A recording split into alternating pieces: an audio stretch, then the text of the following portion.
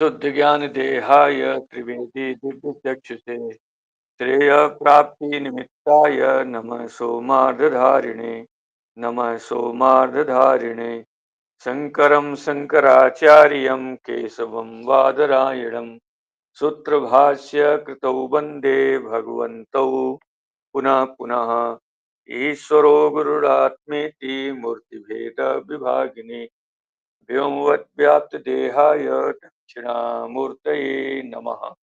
ओम शांति शांति शांति। हाँ, तो आप पीछे पढ़ी आए हैं कि दो वृत्ति मानी गई, एक इदमा अवच्छिन्न चेतन इदमाकार वृत्ति और एक रजताकार वृत्ति जो विद्या वृत्ति। ठीक है, दो वृत्ति मानी गई, दोनों वृत्ति एक ही स्थल पर हैं, अतः वहां पर वृत्ति द्वय में प्रतिबिंबित एक ही चेतन, इसलिए एक ही ज्ञान। लेकिन वो क्या कर रहा है? चेतन किसको प्रकाशित कर रहा है? इदम को, जो कि सत्य पदार्थ है, और रजत को मिथ्या पदार्थ है, दोनों को प्रकाशित कर रहा है। तो इसलिए दोनों वस्तुओं को प्रकाशित उसका तादात्म्य, ठीक है, इदम पूर्ववर्ती और मिथ्या रजत दोनों का तादात्म्य करके प्रकाशित हो रहा है। तो इयम सुक्ति ज्ञान से वेदांती के मत में रजत का वाद होता है और साथ साथ इदम के साथ जो है रजत का तादात्म्य संबंध, दोनों का वाद होता है। और नैयायिक के मत में केवल संसर्ग का वाद होता है। इतना आपने अंतर, ये जो पदार्थ अंतर आ रहा है, इसको आप जो है स्वीकार करते रहिएगा, समझते रहिएगा। और साक्षी ज्ञान जो है दोनों को विषय कर रहा है, सत्य को भी असत्य को भी। इसलिए ये नियम नहीं बना सकते कि साक्षी ज्ञान जहां जहां होगा वो ज्ञान यथार्थ ही होगा, ऐसा बात नहीं माना जा सकता है। इसलिए इसमें जब एक बार व्यक्ति झूठ बोल दे, अच्छा 100 बार झूठ बोले तो उसको क्या बोलते हैं? झूठा है। एक बार झूठ बोलता तो भी झूठा, 100 बार झूठ बोलता तो भी झूठा। एक बार जो है आप 1 पैसे की चोरी करते हैं तब भी चोर, 100 पैसे की चोरी किया तब भी चोर। तो ऐसे ही एक बार अगर गलत बोल दिया गया तो इसलिए क्या हो जाता है? उसमें मिथ्यात्व आ जाता है। उस ज्ञान में अप्रामाण्य का कथन आचार्यों ने किया है कि साक्षी जो है अहम सुखी इत्यादि स्थल पर भले ही सुख का प्रकाशन करता, वहां सुख का ज्ञान यथार्थ है, लेकिन इदम रजतम पर सत्य जो है इदम का, इदम अंश का, और मिथ्या जो है रजत का, दोनों का प्रकाशन कर रहा है। इसलिए ये साक्षी कैसा है? ये ज्ञान क्या अप्रामाण्य इसमें कहा गया है। इसमें अप्रामाण्य की उक्ति आचार्यों का कथन किया गया है। ये सभी बातें कल आपको समझाई गई। पीछे कुछ पूछना है? ठीक है जी स्वामी जी, ठीक। अच्छा, अब यहां पर एक अलग विचार शुरू हो रहा है कि अविद्या का कार्य आप किसको मान रहे हैं? रजत। जो प्रातभाषिक रजत है वो कैसा, किसका कार्य? विद्या का कार्य। और जो दुकान पर रखा हुआ रजत है वो भी विद्या का कार्य। बाबा जी, आप तो पूरे जगत को ही माया का कार्य मानते हो, माया का परिणाम आप कह आए हो, चेतन का विवर्त है। तो यहां माया का कार्य जो है इदम रजतम, इस स्थल पर इदमा अवच्छिन्न चेतन जो है, चेतन की दृष्टि से देखोगे तो चेतन का विवर्त है। और अविद्या की दृष्टि से जो सुकृत प्रकार का विद्या, उस अविद्या का क्या है? रजत क्या परिणाम है। तो कहते हैं ये भी अविद्या का परिणाम है, संसार भी अविद्या का परिणाम है। तो इनमें जो है आपके जो दोनों जो अविद्या के कार्य हैं, तो एक को आप क्या मानते हो? एक को आप प्रातिभाषिक को क्या मान रहे हो? मिथ्या मान रहे हो, प्रातिभाषिक मान रहे हो, और एक को व्यवहारिक सत्ता वाला मान रहे हो। ये वैलक्षण्य कैसे आपके यहाँ है? बात पकड़ में आई कि दोनों स्थलों पर जो है अविद्या का कार्य, प्रातिभाषिक स्थल पर रजत भी अविद्या का कार्य है, और भ्रम स्थल ये जो है जो दुकान में रखा रजत है वो भी अविद्या का कार्य है। तो दोनों कार्यों में वैलक्षण्य कैसे माना जाए? ठीक है, इसमें वैलक्षण्य कैसे स्वीकार करोगे? इसी को बोल रहे हैं। टीका देखिएगा, ननु एवं महता प्रयासेन सुप्तिरूप्यस्य विद्याकार्यत्व अध्यस्तत्व साधनम देशांतरीय रजताद वैलक्षण्यम सिद्ध्यर्थम तच्च न संभवति। कहते हैं आपने महता प्रयास है, दो पंक्ति पीछे की पहली की स्वामी जी, आए कल से दो पंक्ति रह गई थी, नेति तक हुआ था पीछे। ठीक है मैं जी स्वामी जी, पिछले पृष्ठ पे 89 89 पे। अच्छा, तो यथा एक शेर यहाँ से होना है आकृति। यथा यथा एकस्यैव साक्षी ज्ञानस्य सत्य असत्य वस्तु विषयत्वम, जिस कारण से एक ही साक्षी ज्ञान में सत्य कौन है? इदम, जो बता रहे थे अभी हम पीछे बतलाए थे। इदम जो भाग है अधिष्ठान का सामान्य ज्ञान है, सुक्ति का सामान्य अंश जब पूर्ववर्ती कर रहे हैं, और सत्य कौन वस्तु है? रजत है। दोनों को विषय कर रहा है। अतएव इसीलिए तस्य प्रमाण उक्ति सांप्रदायिका नाम, इसलिए सांप्रदायिकों ने क्या है? साक्षी ज्ञान में अप्रमाण का कथन किया है। ये जो कथन किया है संगता, वो भी संगत हो जाता है। इत्यतः आह, इसी को मूल में कहा, अतएव साक्षी ज्ञानस्य सत्य असत्य विषयतया, साक्षी ज्ञान सत्य विषय करता है और असत्य को ही विषय करता है, इसलिए उसमें प्रामाण्य का नियम नहीं बना सकते। माने ये नहीं कह सकते सर्वथा असत्य ही बोलता है, ऐसा भी नहीं कह सकते हैं, और ये भी नहीं कह सकते सर्वथा सत्य ही बोलता है। क्यों? कि दोनों बातें इसमें देखी गई है, इसलिए सत्य, इसमें प्रामाण्य का नियम आप नहीं बना सकते कि इसका ज्ञान हमेशा जो है प्रामाणिक होगा, ऐसी बात नहीं। इसलिए आचार्यों ने अप्रामाण उक्ति संप्रदाय का नाम, इसलिए आचार्यों ने इसको क्या कहा कि जो साक्षी ज्ञान होता है, साक्षी भाष्य पदार्थ होते हैं, वो कैसे हैं? उसमें अप्रामाण्य का कथन कह दिया है।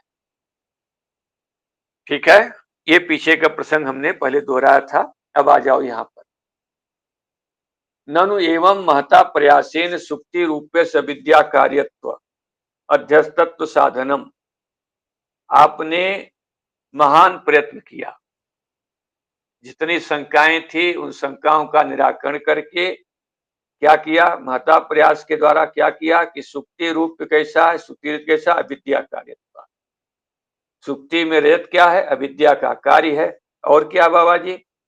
अध्यस्तत्व, और अध्यस्त का अध्यस्त भी है। अध्यत्व साधनम, अध्यस्तत्व साधनम, अध्यस्त को आपने साधन बनाया। माने आपको क्या सिद्ध करना था?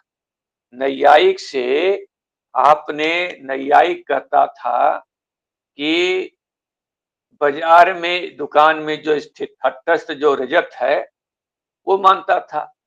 आपने उस रजत से, बाजार वाले रजत से विलक्षण क्या सिद्ध किया आपने? कि सुक्ति रूप विद्या का कार्य और अध्यस्त है।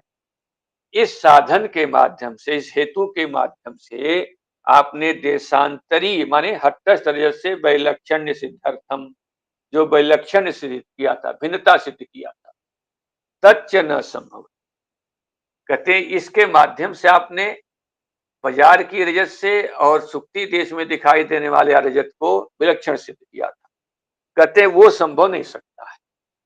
भाई अभी तक आपने, नैयायिक कहता था अंतः ख्यातिवादी, कि हटस्थ रजत जो है भ्रम स्थल पर दिखता है, और प्रभाकर कहते थे कि भाई नहीं, ये तो इदम जो है पूर्ववर्ती का विषय करता है, यथार्थ अनुभव है, और रजत कैसा है? स्मृति, स्मृति का स्मरणात्मक ज्ञान, जो पहले हुआ था उसकी स्मृति हुई है, जो यथार्थ ज्ञान मान रहे हैं। तो शंका करने वाला नैयायिक, क्योंकि ये ग्रंथ जो है वेदांत और नैयायिक के मत को तुलनात्मक रूप से विचार करता है।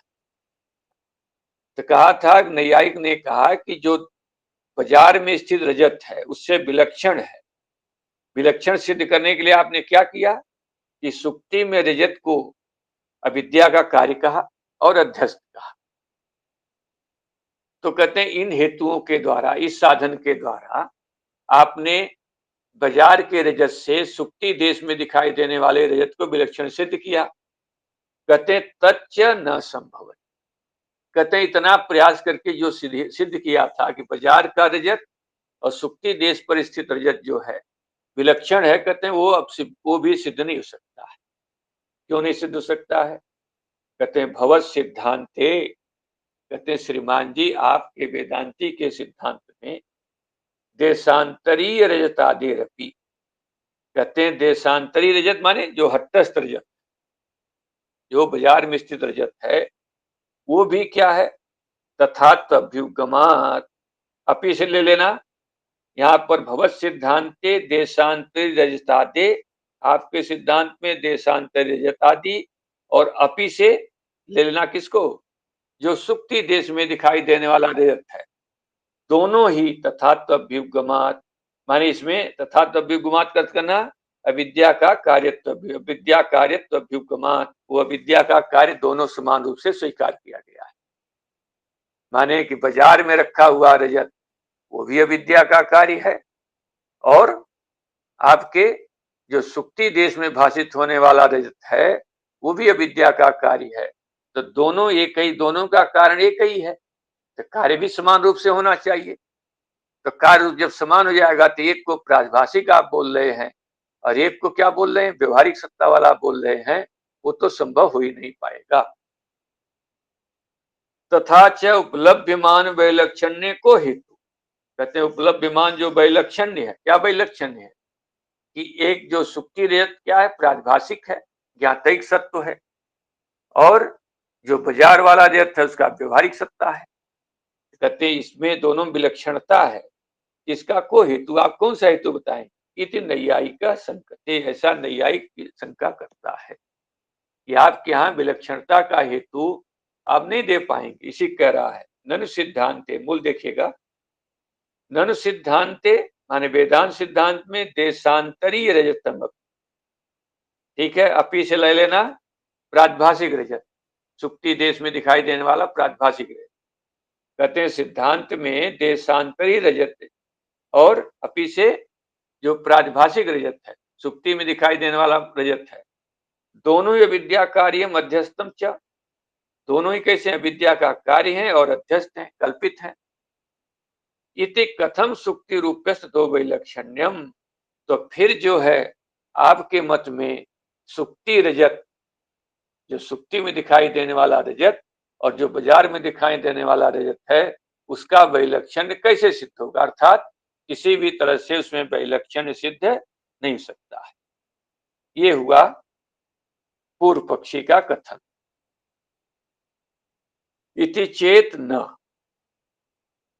सिद्धांत टीका देखो, त्वन्मते सत्यत्व विशेषेपि, कहते हैं आपके मत में सत्यत्व विशेषेपि, न्यायिक के मत में क्या है कि शब्द ज्ञान, ठीक, और घटादि, ज्ञान ले लो, ज्ञान और घटादि दोनों सत्य पदार्थ है। जो ज्ञान हो रहा है किसी का है? कहते हैं शब्द भी क्या है? शब्द उत्पन्न होता है और एक क्षण रुकता है और अगले क्षण में नष्ट होता है, लेकिन वो आया ना उसमें तर्क संग्रह में, कदम मुकुल न्याय से एक के ऊपर एक पंखुड़ी उठती चली जाती है, तो वो शब्द दूसरे को उत्पन्न करता है, उसके बाद अपने एक क्षण उत्पन्न हुआ, दूसरे क्षण रहा, तीसरे क्षण नष्ट हो गया। तो शब्द ज्ञाने, ये ख्याल रखिएगा, शब्द ज्ञान, हाँ शब्द ज्ञान नहीं है, शब्द ज्ञान इच्छा दीना, शब्द है, ज्ञान है, इच्छा, ये आप ये तीनों चीज और घटपट मठ इत्यादि, कहते हैं दोनों को आप क्या मानते हो? सत्य पदार्थ मानते हो। इनको आप न प्राभाषिक मानते हो न व्यवहारिक, आप दोनों को समान रूप से दोनों स्थलों पर सत्य मानते हो। कहते हैं सत्यत्व अविशेष, सत्यत्व अविशेष मतलब सामान्य, कर शब्द ज्ञान इच्छादि में और घटादि घटपटादि मठादि में क्या है? सत्यता आप समान रूप से मानते हो, सभी समान रूप से सत्य, किंतु शब्द ज्ञान इच्छा आदि में क्षणिकत्व मानते हो, एक क्षण उत्पन्न होता है, दूसरे क्षण रहता, तीसरे क्षण नष्ट हो जाता है। और घटादि घटपट मट कैसे अस्थायित्वम अस्थायी मानते हो। इति वैलक्षण्य यन्नियामकम तदेव ममापि अस्तु इति परिहरति। कहते हैं इस वैलक्षण्य में जो नियामक आप बतलाओगे कि एक क्षणिकत्व कैसे है और एक कैसे अस्थायित्व कैसे है, इसका नियम जो बनाओगे वही हम भी कर देंगे, उसी युक्ति से हम भी अपने यहाँ भी परिहार कर लेंगे। परिहरति, ठीक मूल देखिएगा, त्वन्मते सत्यत्व विशेषेपि, न्यायिक के मन में न्यायिक के मत में सत्यत्व समान रूप से सत्यत्व होने पर भी केशांचित क्षणिकत्व, केशांचित माने शब्द ज्ञान इच्छा आदि क्षणिकत्व है, और केशांचित अस्थायित्व मतलब कि घटपट आदि में अस्थायित्व है। इति अत्र यदेव नियामकम, यहाँ पर जो नियामक है, तदे स्वभाव विशेषादिकम ममापि, कहते हैं आप क्या मानते हो नियामक, स्वभाव आदि को। भाई शब्द है, ज्ञान है, इच्छा आदि इसका स्वभाव है, उत्पन्न हुआ रहा फिर नष्ट हो गया, कहते ये नियामक हम मानेंगे। और घट का स्वभाव अस्थायी रहने का, कहते हम भी ऐसे कह देंगे कि विद्या का कार्य समान रूप से रहने पर एक का स्वभाव जो प्रातिभाषिक वाला वो ज्ञातिक सत्व रहता है, और व्यवहारिक घट जो रहता है उसका जो है अस्थायी सत्व रहता है, व्यवहारिक सत्व रहता है। तदे ममापि, टीका देखिएगा,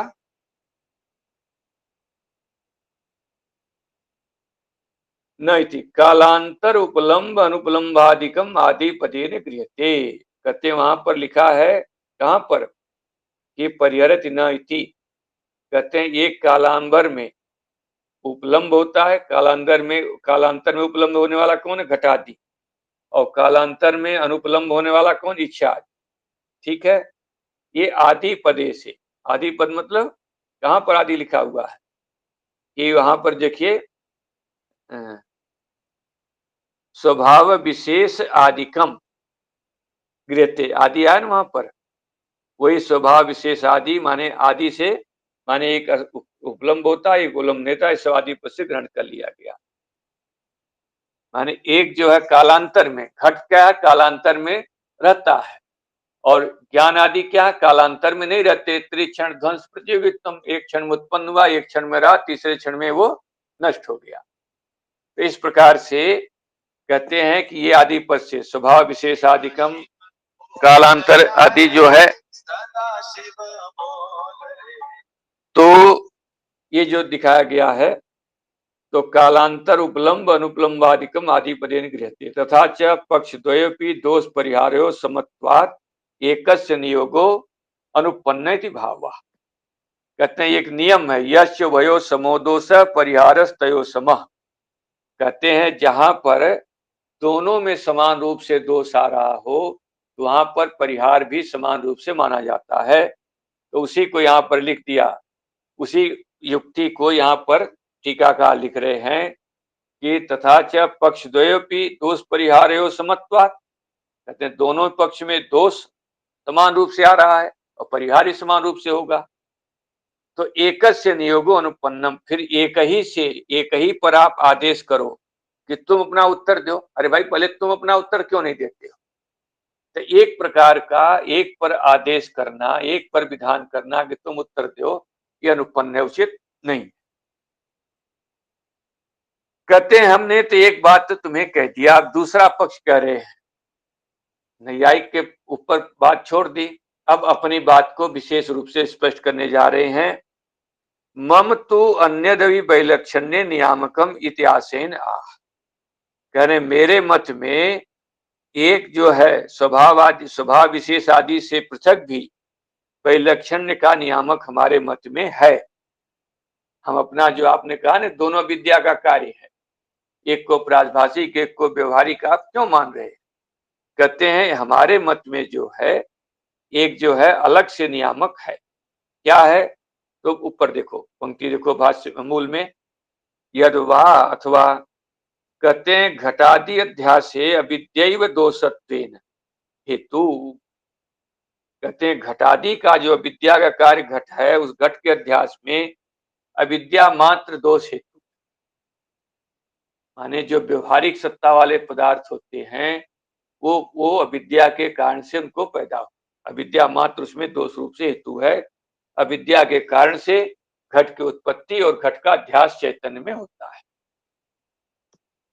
सुप्ति रूप आदि अध्यास हेतु, कहते हैं जो सुप्ति रूप माने प्रादभाषिक हृदयादि के जो अध्यास होगा उसमें कहते हैं अविद्या के साथ साथ कांच आदयो दोषापि, जो आगंतुक दोष है, कांच कामल मंद अंधकार आदि दोष भी वो हेतु माने गए। तो अब नियम बन गया कि तथा च आगंतुक दोष जन्यत्वम प्रादिभाषिकत्व प्रयोजकम।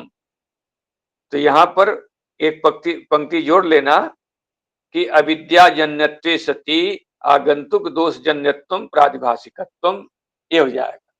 क्यों, जो अविद्या से जन्य होता हुआ आगंतुक दोष से जो जन्य होता है उस पदार्थ को क्या बोलते हैं, प्रादिभाषिक। और जो केवल अविद्या से जन्य होगा उस पदार्थ अविद्याजन्यत्वम, अविद्याजन्यत्वम, अविद्या से जो जन्य होगा वो क्या हो जाएगा, व्यवहारिक। ये सिद्धांती ने अपना मत जो है स्पष्ट रूप से अलग से कहा। अतएव, अतएव का अर्थ कर रहे हैं टीकाकार, आगंतुक जो आगंतुक दोष जन्यत्वस्य प्रादिभाषिकत्व प्रयोजकत्वाद एव, कहते हैं आगंतुक दोष से जन्यत्व, यहां पर अध्याहार करिएगा, अविद्या जन्यत्वे सति आगंतुक दोष जन्यत्वम प्रादिभाषिकत्वम, ऐसा नियम होने के कारण ही स्वप्न उपलम्ब रथादि नाम, कहते स्वप्न में उपलम्ब रथादि है, वहां कौन सा दोष लोगे, कहते वहां दोष ले लेंगे हम, कौन सा दोष है, आगंतुक निद्रादि दोष जन्यत्वात् प्रादिभाषिकम, वहां स्वप्न में कौन से आगंतुक निद्रादि दोष है, निद्रा दोष है, कहते हैं उसमें दिखने वाला जो है निद्रा आदि दोष। यहाँ पर आगंतुक जो निद्रा आदि लिखा, आगे आदि से, जैसा कि आप जानते ही हैं कि वहां पर जो कफ पित्त वात जो है इसका वैषम्य आदि से भी है। और दूसरी बात है, स्वामी जी पढ़ाते समय कहा करते थे कि जो लोभी होता है, जो अतिशय लोभी होता है उसको चांदी दिखती है जागृत में, और सपने में भी क्या है, जैसा जैसा लोभ वैसे वैसे दिखता है। और जो डरपोक होता है उसे कहीं तिनका भी दिखे तो उसको सर्प दिखता है, और सपने में भी क्या है, कुछ भयंकर चीज की कल्पना करता है। तो कहते हैं ये सभी आगंतुक ये जो है, अन्य जो निमित्त है वो भी निद्रा आदि के साथ आगंतुक दोष में आ जाएंगे, इसलिए उसको प्रादिभाषिक मानने में किसी प्रकार का दोष नहीं आएगा। क्या फलितार्थ हुआ, फलितार्थ ये हो गया कि अविद्या से जन्य दोनों, बाजार का रजत और जो कल्पित रजत है, सुक्ति देश में कल्पित जो रजत है, दोनों ही यद्यपि अविद्या से जन्य है, किंतु व्यवहारिक रजत जो है अविद्या मात्र से जन्य है, और प्रादिभाषिक रजत जो है अविद्या से जन्य होता हुआ भी आगंतुक दोष से भी जन्य है, अतः वो प्रादिभाषिक है और ये व्यवहारिक है। तो दोनों में अंतर इस प्रकार से किया गया है। टीका देखें आगे, ननु स्वप्न उपलब्ध रथादि नाम प्रादिभाषिकत्व अभ्युपगमे तेषां तात्कालिक उत्पत्ति आयाता साच अनुपन्ना स्मरण मात्रेण लब्ध व्यवहारोपत्या सृष्टि कल्पना औचित्यात् इत्याख्यातिवादी संगते। अब जो प्रसंग किसका आया, पीछे एक बार प्रसंग आ गया था प्रभाकर जी का, अन्यथा ख्याति और अख्याति। अन्यथा ख्याति नैयायिक है, अख्यातिवादी। कहते हैं बाबा जी आप जो है स्वप्न में क्या मान रहे हो कि स्वप्न में जो उपलब्ध हो रहा है, जिसका ज्ञान प्रसादियों का ज्ञान हो रहा है, उसको आप प्रादिभाषिक मान रहे हो और उसमें तात्कालिक उनकी उत्पत्ति मान रहे हो। कहते हैं वो सब मानने की जरूरत क्या है, अनुपन्न है। अरे सीधे सीधे उसकी स्मृति मान लो कि जो हमने जागृत में देखा है वो स्वप्न में उसकी स्मृति होती है, तो स्मरण मात्र से उसके व्यवहार की उत्पत्ति हो जाएगी। सृष्टि की जो कल्पना, रथ आदि सृष्टि की जो कल्पना कर रहे हो, रथ की, घोड़े की, सारथी की, सबकी जो कल्पना कर रहे हो, वो कैसा है, ऐसी कल्पना करना उचित नहीं है। इति अख्यातिवादी संकते, ऐसा अख्यातिवादी का प्रभाकर के मत की तरफ से शंका की जा रही। ननु इत्यादि स्वप्न की, इसमें स्मरण मात्रेण कर लीजिएगा, म पर आ की मात्रा बना लेना, पाठ में नहीं छपा है, उसको आप देख लेना पुस्तक में। मूल देखो, ननु स्वप्न स्थले पूर्वानुभूत रथादे, स्वप्न स्थल में पहले से जो अनुभव किया हुआ रथ है, सारथी है, घोड़ा है, मार्ग है, सबकी उसी का स्मरण हो जाएगा। किसमें? स्वप्न अवस्था। स्मरण मात्रेण एवं व्यवहार उत्पत्ति, उससे ही स्वप्न के व्यवहार की उत्पत्ति हो जाएगी। न रथादि सृष्टि कल्पनम, रथादि की सृष्टि कल्पना उचित नहीं है। क्यों? गौरवात, गौरव दोष आएगा। अरे जब स्मरण मात्र से ही सब काम चल गया, तो फिर वहां पर आप क्या कल्पना कर रहे हो? अविद्या की कल्पना करो, आगंतुक दोष की कल्पना करो, उससे जो है रेत की उत्पत्ति मानो, फिर उसमें अध्यास मानो, ये सब जो कल्पना करते हो, इतना गौरव है। जब स्मरण स्मृति मात्र से ही सब काम चल रहा है, तो इतना कल्पना करने की कोई जरूरत नहीं है। इति चेत न, सिद्धांति करें रथादि स्मरण मात्र अभ्युपगमे, कहते हैं रथादि का स्मरण मात्र स्वीकार करो। माने रथ हमने पहले देखा था, अब इसको स्मरण हो रहा है, तो कहते हैं उस समय क्या हो जाएगा? रथम स्मरामी, ऐसा अनुभव होना चाहिए, न कि रथम पश्यामी। जहां स्मरण होता है वहां पे स्मरामी अनुभव होता है, मैं स्मरण करता हूं, न कि देखता हूं। कहने रथादि स्मरण मात्र रथम पश्यामी, स्वप्ने रथम अद्राक्षम, जब सो करके उठता है, ठीक है, तो क्या बोलता है कि मैंने स्वप्न में रथ को देखा था, न कि ये बोलता है कि मैंने स्वप्न में रथ को स्मरण किया था।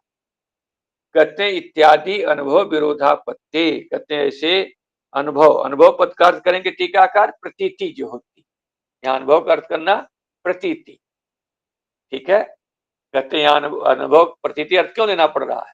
ऐसी जो प्रतीति होती है, अनुभव साक्षात अनुभव, वहां पर अनुभव जो है, प्रतीति वहां पर होती है। तो कहते हैं कि ऐसा जो है उसकी प्रतीति होती है, उस प्रतीति से विरोध की आपत्ति आए। टीका देखिएगा, स्वप्ने रथादि स्मरण मात्रम अस्ति इति अयुक्तम, स्वप्न में रथादि का स्मरण मात्र होता है, ऐसा कहना अयुक्त। रथम पश्यामि गीतम शृणोमि इत्यादि अनुभव विरोधात, रथ को मैं देखता हूं, गीत को मैं सुनता हूं, ऐसा जो अनुभव होता है, ऐसी जो प्रतीति होती है, उससे आपका कथन में विरोध आ रहा है। स्मरामी कोई नहीं बोलता है, अनुभवामी बोलता है। पूर्व पक्षी कह रहा है वास्तव में वहां स्मृति होती है, लेकिन निद्रा आदि दोष के कारण से स्मृति जो है, स्मृति का अंश क्या हो जाता है? प्रमोश हो जाता है, त्याग हो जाता है, ठीक है। होना चाहिए था वहां पर क्या है? अनुभवामी, लेकिन हो क्या रहा है? पश्यामी होना था, लेकिन दोष के कारण से उसका त्याग हो जाता है। लिख रहे ननु दोष बसात स्मरामी यस्य प्रमोसात पश्यामी इत्याद्याकारा प्रतीति आशंका, कहते हैं दोष के कारण से स्मरामी ऐसा होना चाहिए था, लेकिन उसका प्रमोश हो गया, प्रमोश कहते त्याग, उसका त्याग हो गया, त्याग करके क्या हो जाता है? पश्यामी। जैसे बाबा जी आप कहते हैं सुक्ति है, दोष के कारण से वहां पर सुक्ति न दिख करके देर दिखता, उल्टा हो जाता है। कहते हैं हमारे यहाँ भी निद्रा आदि दोष के कारण से वहां क्या होता है? स्मरामी का त्याग करके पश्यामी हो जाता है, ऐसा प्रयोग हो जाता है। इत्याकारा प्रतीति आशंका, ऐसी आशंका कर रहे हैं स्वप्ने। कहते हैं स्वप्न में भाई चलो निद्रा में बोलना चाहिए था स्मरामी, लेन देख क्या रहा? पश्चात। कल चलो अब जब जग गया, तो जब जागृत अवस्था में आ गया है, अब तो उसको कोई दोष नहीं है, तो उसमें बोलना चाहिए कि मैं उस समय स्मरण किया था। लेकिन उसमें क्या बोलता है कि मैंने रथ को देखा था, वहां पर मैंने रथ को देखा था। इसे कह रहे हैं कि स्वप्ने थी। कहते हैं स्वप्न में स्मरण मात्र से, हाँ, तो अनुभव से विरोध की आपत्ति आए। टीकाकार देखिए, टीका देखो, दोष निवृत्ति काले भी, कहते हैं कि दोष का निवृत्ति काल कौन होता है? जागृत अवस्था, जिस समय कोई दोष नहीं, निद्रा दोष नहीं है। कहते हैं काल में स्वप्ने रथम अद्राक्षम इति एव प्रतीति, कहते हैं स्वप्न में रथ को मैंने देखा था। वहां ये नहीं कहता कि मैंने स्वप्न में रथ को स्मरण किया था, ऐसा नहीं कहता है। न तो स्मृतवान, मैंने उसमें स्मृति किया था, मुझे स्मृति हुई थी, ऐसी बात नहीं बोलता है। इति प्रतीति अतः उक्त व्यवहारस्य, उक्त व्यवहार माने रथम अद्राक्षम, ऐसा जो व्यवहार है, न स्मृति मात्र उत्पत्ति, इस व्यवहार से रथ में रथ आदि की स्मृति मात्र मान करके उत्पत्ति नहीं सकती थी। भाव, ऐसा भाव है। कहने का तात्पर्य क्या है कि पूर्व पक्षी कह रहा वहां पर स्मरण मान लेना चाहिए, स्मरामी। सिद्धांति कह रहे हैं कि भाई स्मरामी क्यों तुम मान रहे हो? तो उसने कहा कि स्मरामी वहां पर वस्तुतः है, और जो अनुभवामी पश्यामी आदि स्थिति बनती है, उसका कारण ही निद्रा दोष के कारण से वहां स्मरामी होना चाहिए था, उसका त्याग होकर के पश्यामी। इसका उत्तर देते हुए सिद्धांति ने कहा चलो जागृत अवस्था में निद्रा अवस्था नहीं है, जागृत अवस्था में निद्रा अवस्था तो है नहीं, अतः यहाँ पर इस समय तो कम से कम ठीक से बोलना चाहिए कि स्वप्न में मैंने उसकी स्मृति किया था, मुझे इसकी स्मृति हुई थी। कहते इस समय भी स्मृति नहीं बोलता, क्या बोलता है? मैंने स्वप्न में रथ को देखा था, अनुभव किया था। अतः यहाँ पर आपके अनुसार मानने से आप जो है पश्यामी इत्यादि अनुभव के अनुसार वहां पर क्या मानना पड़ेगा कि वहां पर रथ का जो स्मृति नहीं मान सकते, बल्कि रथ का वहां पर जो है ज्ञान होता है चेत चक्षु आदि से, अतः उसको स्मरणात्मक ज्ञान नहीं माना जा सकता है। अत्र अनुभव पदम प्रतीति परम, कहते यहाँ पर जो लिखा है रथादे स्मरण मात्र अभ्युपगमे रथम पश्यामी स्वप्ने रथम अद्राक्षम इत्यादि अनुभव विरोधापत्ति, वहां अनुभव जो आया है उस अनुभव का अर्थ करिएगा प्रतीति, ऐसा जो प्रतीति होती है, ठीक ने, उस प्रतीति से विरोध हो जाएगा। ठीक है, ननु जागृत कालीन प्रतीति अपनी न विरुद्धते, कहते हैं आपने कहा जागृत काल की प्रतीति से विरोध हो रहा है, जागृत काल में क्या बोलता, मैंने रथ को देखा था, न कि स्मरण किया था। तो पूर्व पक्षी कह रहा जागृत कालीन प्रतीति अपनी न विरुद्धते, जागृत कालीन प्रतीति से भी कोई विरोध नहीं हो सकता। क्यों कि स्वप्ने स्मृति अनुभवाकारतया, कहने स्वप्न में स्मृति कैसी है? अनुभवाकार होने से, अनुभवाकारतया उत्पन्नत्वेन, कहते हैं स्मृति जो है अनुभव के आकार रूप से उत्पन्न हुई, और तथैव परामर्श औचित्या, इसलिए जैसा अनुभव कार्य के रूप से स्मृति उत्पन्न हुई थी वैसे उसका परामर्श होता है। अब पूर्व पक्षी क्या कह रहा है? पहले तो कहा था कि दोष के कारण से स्मरामी का त्याग करके पश्यामी होगा, सिद्धांत ने उसका खंडन कर दिया। अब कह रहा है कि स्वप्न में जो स्मृति हुई थी वो स्वप्न की स्मृति कैसे? अनुभव रूप से हुई, वो अनुभव रूप से हुई थी, और अनुभव कार होकर के स्मृति अनुभव रूप से उत्पन्न हुई थी, और उसी का उस जागृत काल में परामर्श होता है। ठीक है, अनुभवत्वेन उत्पन्न हुई थी, माने कि कोई जो चीज है, कोई एक पदार्थ ले लीजिए, कहते हैं वो पदार्थ जो है किस रूप से था, तो कैसे? घट रूप से, लेकिन वहां पर क्या उत्पन्न किस रूप से दिखाई देने लग गया? पट रूप से दिखाई देने लगा, पट रूप से अनुभव उसका हो रहा है। कहते ऐसे ही वहां पर वास्तव में स्मृति थी, रथादि की स्मृति थी, लेकिन वो स्मृति अनुभव रूप से वहां पर उत्पन्न हो गई। तो स्मृति जो अनुभव रूप से उत्पन्न हुई, इसलिए अनुभव रूप से उसका जागृत में परामर्श हो रहा है। इसलिए बाबा जी तस्मात गौरवग्रस्त रथादि सृष्टि न कल्पनीया, इसलिए गौरवग्रस्त जो रथादि की सृष्टि कल्पना नहीं करनी चाहिए, अपितु क्या कर लेना चाहिए कि रथादि की स्मृति ही मान लेना चाहिए। देखो, पहले त्याग कहा इसने कि स्मृति का त्याग हो गया निद्रा आदि दोष के कारण से, और पश्चामी इस प्रकार से आकार होकर प्रतीति आई। अब कह रहा है कि नहीं नहीं, तो हम त्याग को कुछ नहीं मानते। हम अब ये कह रहे हैं कि स्मृति किस रूप से वहां उत्पन्न हो रही, अनुभव रूप से है। स्मृति ने अपना चोला ही बदल लिया, अपना आकार ही उसने बदल लिया, और बदल करके किस रूप से उत्पन्न हो रही वहां, अनुभव रूप से। अतः अनुभवात्मक अनुभव रूप से उत्पन्न हो रही, इसलिए जागृत अवस्था में अनुभव रूप से उसका स्मरण हो रहा है। अनुभव बोल रहा है कि मैंने रथ को देखा था, अनुभव रूप से किया था।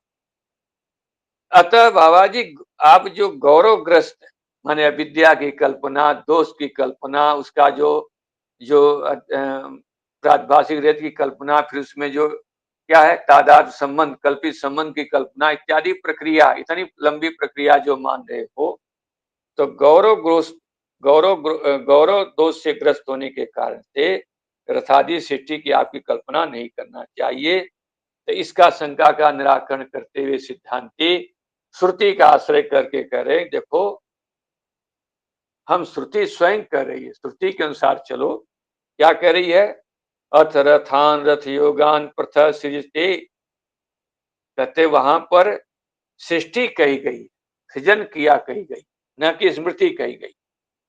कि स्वप्न में ये जीव क्या करता है कि रथ घोड़े, रथ योगान, रथ के योगान कौन जाएंगे, रथ हो गया, रथ योगान घोड़े आदि, ठीक है, और पथ मार्ग, इन सब की सृष्टि उत्पन्न करता, सृजते कल्पना करता, उत्पत्ति होती है। इति रथादि सृष्टि प्रतिपादक श्रुति विरोधापत्तेश्च, ये रथादि सृष्टि के प्रतिपादक श्रुतियों से विरोध होने की आपत्ति आई। टीका देखो, अथ माने जागृत भोग पद क्रम उपरमे स्वाप्न भोग पद कर्मा व्यक्ति अनंतरम। जागृत भोग, देखिए भोग देने वाले कई तरह के कर्म हैं। आप जब कर्म करते हैं, कुछ कर्म किया आपने, और कर्म करके इतना कि उसका जो है पूर्ण रूप से जब कर्म किया, तो उस कर्मों का फल जागृत अवस्था में मिला। और कुछ ऐसे हुए कि भाई कुछ आपने कर्म किए और पूरा नहीं किए, बीच में छोड़, लेकिन उन कर्मों का फल आपको भोगना है। भाई पूरा तो किया नहीं, इतना किया है, तो वो जो क्षण मात्र भोगने के लिए स्वप्न आदि में वो आपको मिलती है। तो कहते हैं कि जागृत भोग प्रद जो कर्म का जो उपराम हो जाता है, स्वप्न भोग पद जो कर्म किए व्यक्ति के अनंतर रथान रथयोगान, रथयोगान के माने तद उपकरण भूतान अस्वादी, रथ के उपकरण भूत जो है घोड़े आदि, तद योग्य मार्गश्च उसके योग्य जो मार्गों को सृजते, ऐसा रचना करता है। सृष्टि प्रतिपादक श्रुतिया, कहते सृष्टि प्रतिपादक श्रुति से कह रही है कि इस श्रुति के द्वारा गौरवस्य प्रामाणिकतया उक्त प्रतीति अन्यथा नियमन अयुक्तम इति भाव। कहते हैं ऐसा होने से जो गौरव है, जो आप कह रहे हैं गौरव दोष, कहते हैं वो गौरव दोष प्रमाणिक है। जब प्रमाण सिद्ध है, भले गौरव आ रहा है लेकिन वो प्रमाण सिद्ध है, इसलिए उक्त प्रतीति जो रथम पश्यामि इत्यादि जो प्रतीति हो रही है, उसका अन्यथा नयन, अन्यथा नयन मतलब उसको अन्यथा प्रकार से ले जाकर के सिद्ध करना, माने स्मृति सिद्ध करना, वो सब कैसा है? अयुक्तम इति भावः, वो अयुक्त है, उचित नहीं है। उक्त श्रुति विरोधात अन्यथा ख्याति अपि अयुक्तम इति मनसी निधाय उपसंहरत, इसलिए उक्त श्रुति के विरोध के कारण से अन्यथा ख्याति, अन्यथा ख्याति कौन? नैयायिक जो है, नैयायिक का भी मत अयुक्त है, ऐसा मन में रख करके, निधाय रख करके उपसंहरति, उपसंहार करते हैं। तस्मात् इति, तस्मात् इति वहां देखिएगा, वहां पर क्या लिखा है? के मूल में तस्मात् सुक्ति रूपवत् स्वप्न उपलब्ध रथाद्योपि प्रादिभाषिका। कहते हैं जैसे सुक्ति में रजत प्रादिभाषिक है, वैसे ही स्वप्न में उपलब्ध जो हैं जो पदार्थ हैं रथादि, वो भी कैसे हैं? प्रादिभाषिक ही वहां पर कह समझना चाहिए। ठीक है, उनको भी प्रादिभाषिक मान लेना चाहिए, ये यहाँ पर कहा गया।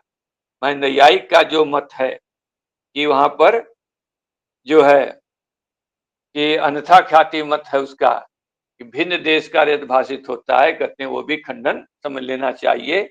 निधाय लिखा उस पर, निधाय निपूर्वक जो स्था धातु की होती है स्थापन में होती है। ठीक है, तो निधाय यहां पर निधान करके प्रादिभाषिक पद विवरणम, कहते हैं प्रादिभाषिक पद की व्याख्या आगे लिखिए। यावत प्रतिभाषम अवतिष्ठन्ते प्रादिभाषिक नियत सत्ता का इति यावत। कहते हैं प्रादिभाषिक पद से मूल में लिखा तस्मात् सुक्ति रूपवत् स्वप्न उपलब्ध रथादेयो भी प्रादिभाषिका। जो प्रादिभाषिक है, कहते हैं जो प्रादिभाषिक है उसी का अर्थ स्वयं ग्रंथकार ने कहा कि यावत प्रतिभाषम उत्तिष्ठन्ते, प्रादिभाषिका का ही प्रादिभाषिक जो पद है उसका ही व्याख्यान क्या किया गया कि जब तक प्रतिभास रहता है तब तक वो पदार्थ रहते हैं, ज्ञातैक सत्य जिसे हम लोग बोलते हैं, माने प्रतिभास नियत सत्ता का। जब तक वो ज्ञान चलता रहता, ज्ञानाभास चल रहा उस समय, कहते हैं तब तक वो क्या है? पदार्थ भाषित होते हैं। अगर रथ दिखाई दे रहा है तो रथ दिखाई देगा, और जो है बदल गया फिर हाथी देखने लग गया तो हाथी देखने लगता है। जिसका जब तक ज्ञान है उसका उस रूप से प्रतिभास होने लगता है। इतियावत यहां पर ये सब कहा गया है। अच्छा, अब जैसे सुक्ति रूप्यादि का अधिष्ठान आपने पीछे पढ़ा था, इदमा अवच्छिन्न चेतन। ठीक है, इदमा अवच्छिन्न चेतन है, चेतन जो है चेतन में अध्यस्त होगा। कहते हैं ऐसे ही बाबा जी आपको रजत जो सुक्ति स्वप्न में दिखाई देने वाले पदार्थ हैं, इनका अधिष्ठान क्या है? ये अधिष्ठान क्या है? आपको अधिष्ठान बताना पड़ेगा, वो कौन सा है। ठीक है, इसका लेकर के विचार कल चलेगा, आज इतने रहने देते। ओम पूर्णमदः पूर्णमिदं पूर्णात् पूर्णमुदच्यते पूर्णस्य पूर्णमादाय पूर्णमेवावशिष्यते। ओम शांति शांति शांति।